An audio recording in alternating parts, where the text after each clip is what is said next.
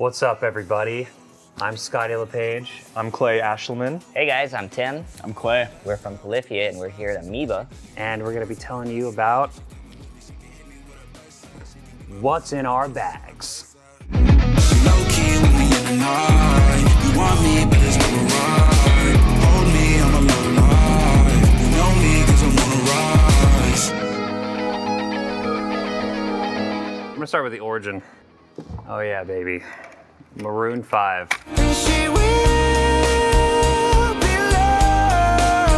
Basically, the origin story is my mom got me this CD. Well, songs about Jane. She got me songs about Jane. I was like in 5th grade or something, and I memorized every song on that entire record. Like, I'm talking, I could sing it from start to finish. And I listened to it for like a year and a half. And you know what? This actually it's a 2-parter. So I'm gonna go twice in a row. All right, you ready for this? So my dad, I guess he got tired of listening to Maroon 5.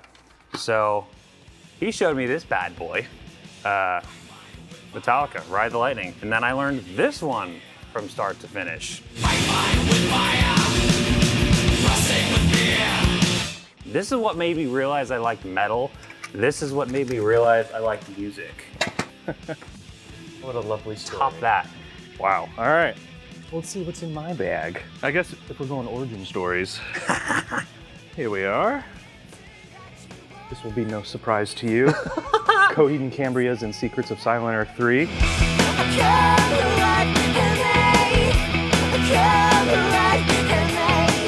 My favorite band of all time. In fact, my whole sleeve is Coheed, so you can say I enjoy them. In 2004, my buddy came over to my house and showed me this record, and we immediately went to Best Buy and I bought their entire discography, which this was only their 2nd album, so it consisted of Second Stage, this, and then their live DVD, Live at the Starland Ballroom, and that just kick-started a fascination and, I guess, obsession, one would say. I remember you talking about the Live at the Starland Ballroom. Yeah, we actually played there with Coheed on Oh yeah, that tour we did with That's them. right. And I cried the entire time because it really meant a lot to me. Are you in or are you out? For them all to know the end of a soul. What is it about the Coheed and Cambria music that especially speaks to you? Well, for starters, Claudio's voice, the voice of a god. I don't know, man, just everything about it. They were just different from anything I had heard back then. And not a lot of people that I knew even knew about them, and so I thought that was cool. But also just their whole concept behind their band. I got real into the comics. I own them all. I read them. Yeah, I'm just a big nerd in that way, but I love them. Everything about them. I got Megadeth, Countdown to Extinction.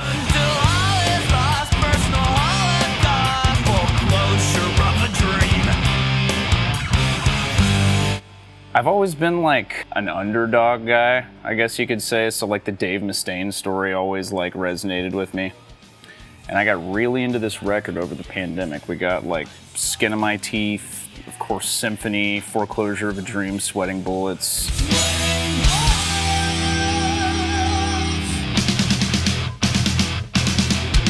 Master of Puppets is a good one. Yeah, Master of Puppets. Back in Black is on this one, I think.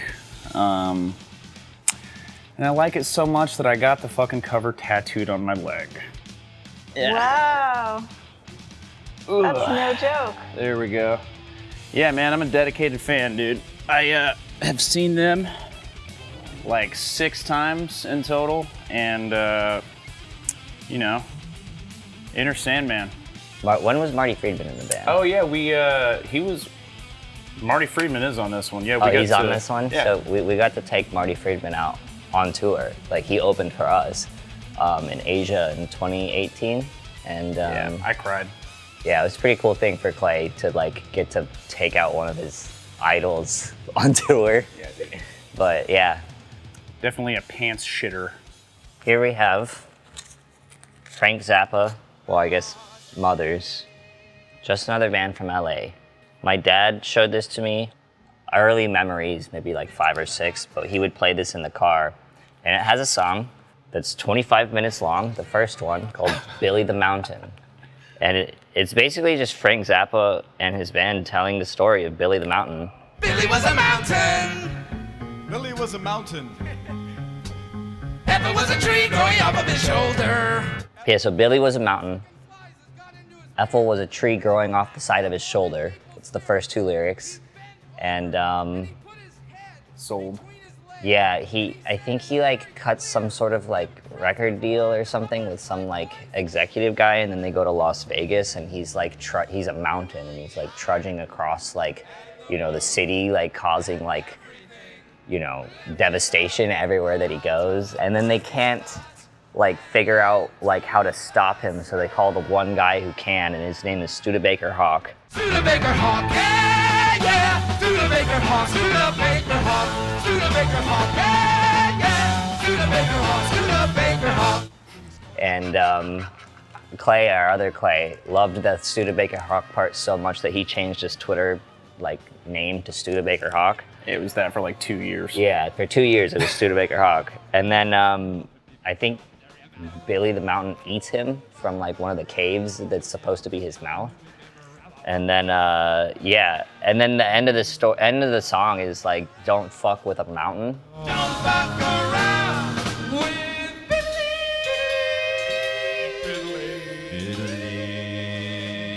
My dad these days is semi-retired, and he loves to come on tour with us. Definitely a lot of fond memories of hanging out in the van with your dad, smoking Yeah, weed, even in the listening to early Frank days, Zappa. before we had like a bus or anything to house him properly, he would come on tour with us in the van. When he put it on, we were all kind of just like everybody except for me was like, what the fuck are we listening Like, to? is And this it a just song? It never ends. It's 25 minutes long, and yeah, Frank Zappa, good stuff. You know what? I'm gonna go another type of origin thing. It's full of origin stories. This big bad boy right here. I mean, I didn't have this.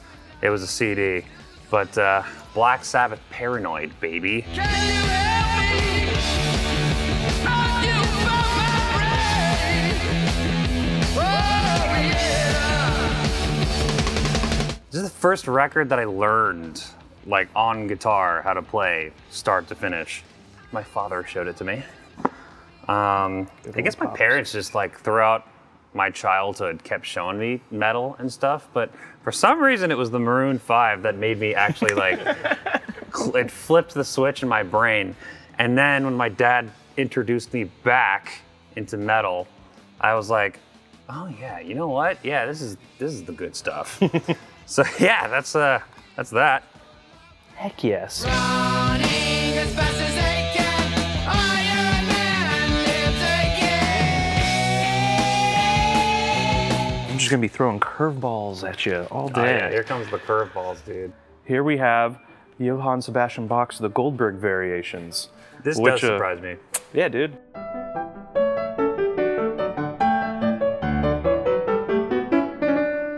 When I was younger, much younger, I took piano lessons, and I really didn't want to take them, and I wasn't very good, but one thing I did like was my piano teacher introduced me to the stylings of Bach. And I don't know, she played this for me, and I just remember thinking it was incredible. And since then, I basically listen to this every night as I go to bed. And it's just always brings me fond memories of the past and wishing that I would have stuck with piano and gotten good.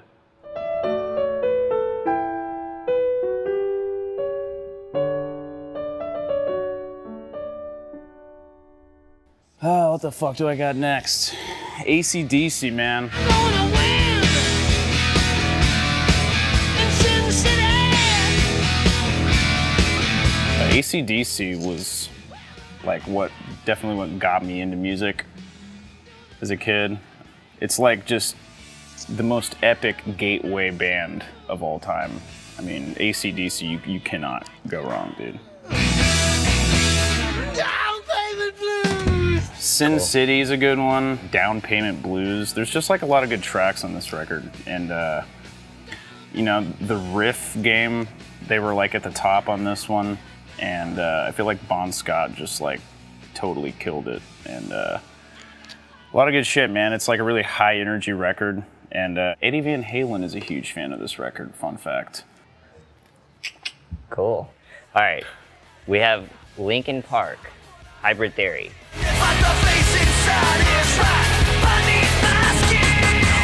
This record was one of the first CDs that my dad ever gave me, and I was in the 3rd grade. And I remember I had one of those like CD players that are shaped like this that you stick a CD into, and then you put headphones in, and they were over the head, but like cheap and shitty, like There you go. Panasonic Like the or flimsy like bastards? Yeah, that Yeah. you get at Walmart. And I remember, like after school, I would put that on, and I would just like draw like Dragon Ball Z. I would just draw that was my huge, shit back in the day, bulging dude. muscles. Like just And the hair. and the hair, The just hair was big pretty- sick hair, Yeah. big muscles, Big man. bulging sick Hell hair. yeah! All these songs are incredible.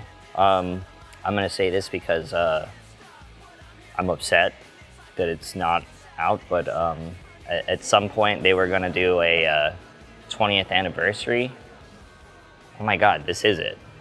Holy fuck. This is the 20th. Are you on that? No. Wah, wah, wah. Okay, so they have no remixes on here. It's all like live from the BBC, live BBC Radio 1, 1999 demo. So originally, I can say this because this is out. This is the 20th anniversary. So last year, they had contacted us to remix one of the songs on here, and we remixed With You.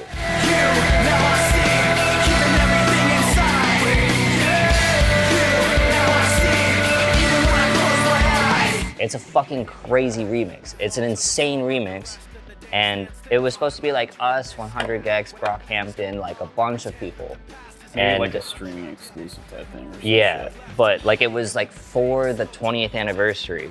And then they just canned the idea like after we had like turned in a fully mixed and mastered like incredible song. And then this is the CD, is the 20th anniversary. Should just play it live So- and then we're a cover band, you know? Yeah, we'll just keep adding covers to the things. So yeah, anyways, that's the story about this record, and I can't believe I'm holding it, the 20th anniversary edition, in my hand, and we're not on it.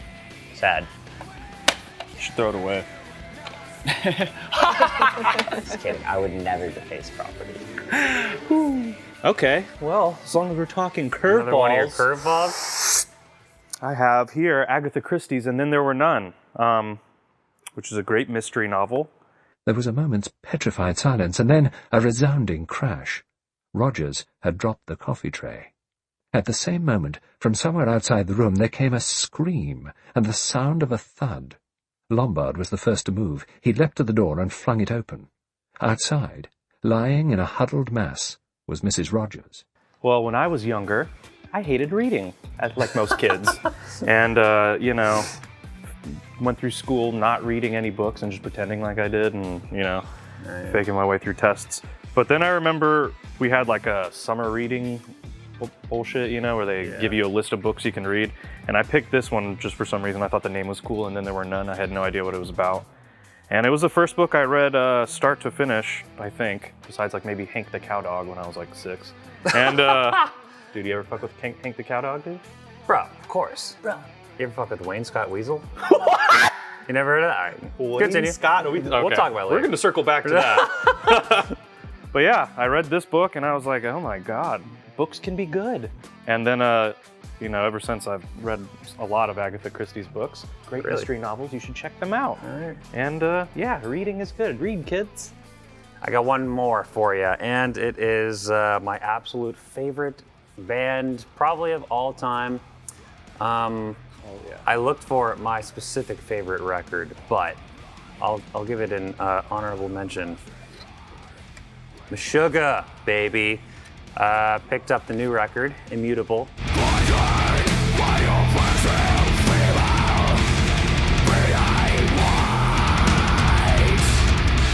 Yeah, dude, this shit rules. I personally recommend Armies of the Preposterous on this record. Track 12. I'm looking at, I'm cheating, I'm reading it right there. Yeah, dude, that song kicks ass, dude. What's Phantoms? Yeah, Phantom Phantoms. rules. Oh, dude, the ending of that one is, Oh, it goes. that's gnarly. And then it's one of those songs that just like, the ending, it just keeps growing, like the intensity.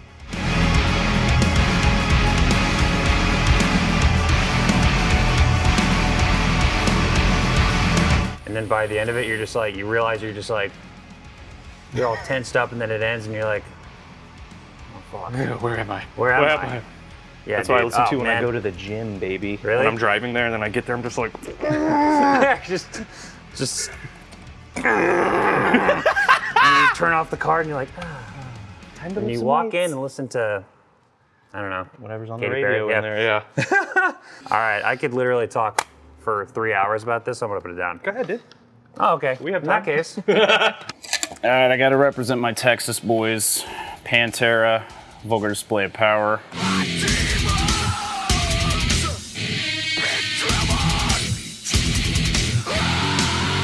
This record is like I feel like when they introduced a lot of like the groove to it. Cowboys from Hell is more of like a speed metal record. Kind of sounds like Judas Priest on fucking PCP or something.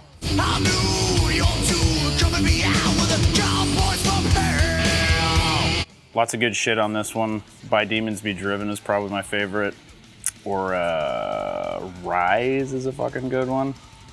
Lots of good shit.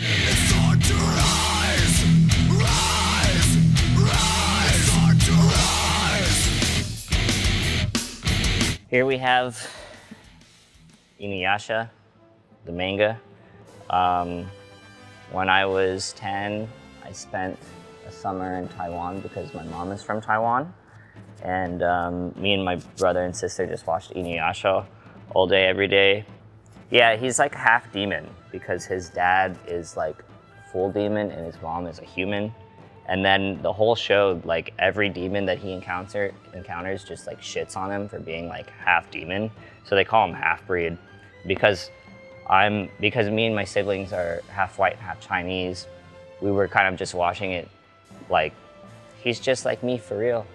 You know, just because people like growing up, you know, as a Hapa, like you're white to the Chinese kids and you're Chinese to the white kids, you know? And so we really liked that, but anyways, it's a pretty good show if you like demon shit. And then on the subject of demons, I can't really talk about this too much because it's I don't know anything about it and it's sealed, but I found this and I just want it. This looks incredible. This is the Pandemonium, a visual history of demonology, and it's got illustrations in it. So I'm just going to get this, and yeah, incredible. That looks very cool. Yeah, this is the thing I'm the most stoked about today. They have more of these at Amoeba. If you guys want to get this, they have this at Amoeba. So. Let's see what we got here. Eagles. Yeah. Yes, dude. You know.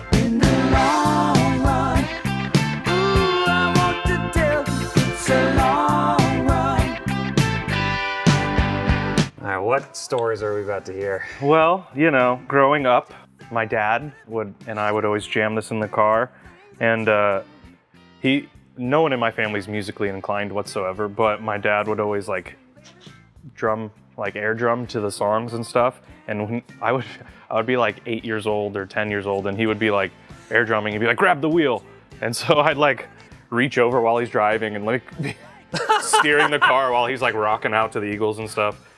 And yeah, that was a crazy time and fun time in my life. And we can look at this. I got an Eagles tattoo right here, baby. It's an outline of an eagle that says, take it easy. A little reminder to, you know, sometimes it's nice to relax and just, as it says, take it easy in Sometimes life. you just gotta take it, not medium, not hard, but easy. But easy. That concludes what's in our bag. Awesome. Good shit. And that And that That's what's in our concludes bags. our what's in our bags. Thank you so much. Thank you. We really appreciate you coming down today. Yeah, thank Thanks you for having us. All these niggas be talking about, we can go spark it out. Just take them out, put them in the bag and shut them out. Police walk around, they won't hear a sound. I'm all by myself and I keep it 100. I keep a clip on me, if I see an opponent. Driving the foreign, anything that is cool. Pull up in the function, they won't